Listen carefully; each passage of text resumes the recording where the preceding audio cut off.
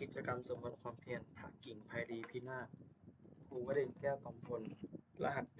154ครั้งที่7วันที่7พฤษภาคม2568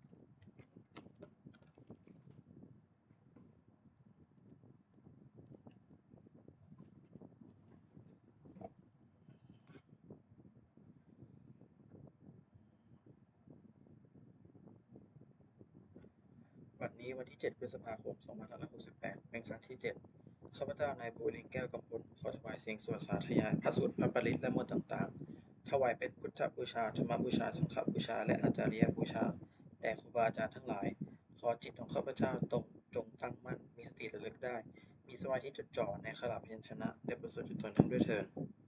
บทกล่าวพระรัตนตรัยอะระหังสัมมาสัมพุทโธภควาพุทธังภควตังอภิวาเทมิสวากขาโตภควตาธัมโมธัมมังนัมสสามิสุปฏิปันโนภควโตสาวกสังโฆสังฆังนัมามิบทบูชาพระไพลีพินาศอะระหังสัมมาสัมพุทโธสุจิรังปรินิพพุโตสุขุเนหิทรมานุฐานิปารมีหิจติสติยาวชีวังอะหังพุทธังธัมมังสังฆังสรณังคโตปุเชมิละตนัตตยังธัมมังจารามิโสทินาบทสวดชุมนุมเทวดาสมันตาจักรวาเลสุอัตตราคัจฉันตุเทวตาสัทธัมมังมุนิราชสะสุนันตุสักขมุขถังสักเคกาเมจลุเปคิริสิขลัตเตจัลลริเกวิมาเนทีเปลเทจกาเมตลุวนาคาเนเกอัมตุมิเกเตภูมาติยันตุเทวาชลัตละวิสเมยกังกัตปนาคาสันตาสันติเกยังมุนิวลวัจนังสาธุมิสุนันตุธรรมสวนกาโลยัมปทันตาธรรมสวนกาโลยัมปทันตาธรรมสวนกาโลยัมปทันตาบทสวดปุพพภาคะนามการนะโมตัสสะภะคะวะโตอะระหะโตสัมมาสัมพุทธัสสะนะโมตัสสะภะคะวะโตอะระหะโตสัมมาสัมพุทธัสสะนะโมตัสสะภะคะวะโตอะระหะโตสัมมาสัมพุทธัสสะบทสวดไตรสรณคมนปาฐะพุทธังสรณังคัจฉามิธัมมังสรณังคัจฉามิสังฆังสรณังคัจฉามิทุติยมปิพุทธังสรณังคัจฉามิทุติยมปิธัมมังสรณังคัจฉามิ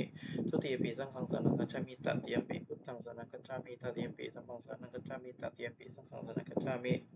บทสวดสัจจกิริยคาถานัตถิเมสรนังอัญญังพุทโธเมสรนังวรังเอเตนะสัจจวัชเชนะโสทิเมโหตุสัพพทานัตถิเมสรนังอัญญังธัมโมเมสรนังวรังเอเตนะสัจจวัชเชนะโสทิเมโหตุสัพพทานัตถิเมสรนังอัญญังสังโฆเมสรนังวรังเอเตนะสัจจวัชเชนะโสทิเมโหตุสัพพทาบทสวดติละตะนัปปนามคาถาพุทธังนเมรัตนภูตะสละสลีละจิตตังธัมมังนเมรัตนภูตะวิสุทธิสาลังสังฆังนเมรัตนภูตะสุสีลทิฏฐิเอตังนเมติรัตนังรัตนัตตยวหังสัมมาสมุสริตวัตถุวิเศษภูตังอัญโยยยยุตตะคุณโยคะวะสัพพวัตตังอสุมิตยัมอิปิตะเทวะยะถาติทันเตเอกังวินาตถิตะเลสมะสัมภเวนะโลเกกทาจิจะจิเลนะจะปตุภูตังคัมภีรยานวิสยังอติทุตถสัทธังวินยูหิปันทิตาชะเนหิวิชัญญรูปังโลกัมหิเกหิจิกทันจุปะลัพพนิยังเกสัญจิสุทธุวิทิตังคุณกายตายะนาเมหิเยวะชนะตายะสุวิสุตตัมปิสมุปัสสตังมะนะสิสุทธปัสสาทฐานังปุญญัตถิกานะมะสมุตตมะปุณณภูมังทุกขาปมุจจะนะขุมะจะนะมุขะสารนังคตานังปูชาละเหสุปะละนังปรมังอภิปูชเนยยังนิพพานะสัจฉิกิริยายุปะนิสยตังสยัตถังสัมมากิเลสมะละโสทะนะสิทธิยาสาธุหิอัตถะกุสเลหุปะเสวนิยังปาเนหิจาปิสรนังขมะนียเมวะ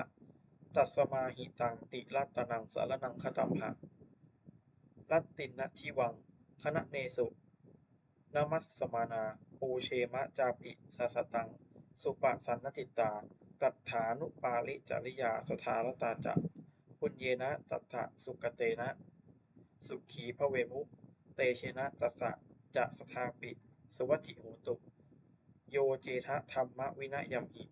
ปะมานะภูโต โลกุตตราภิสมโยนิยโตสุโพชฌังตัสโสปนิสสยจยายะอะยัมปิโหตุวัตถุจเยปริจิตโตสุปสาทกาลัง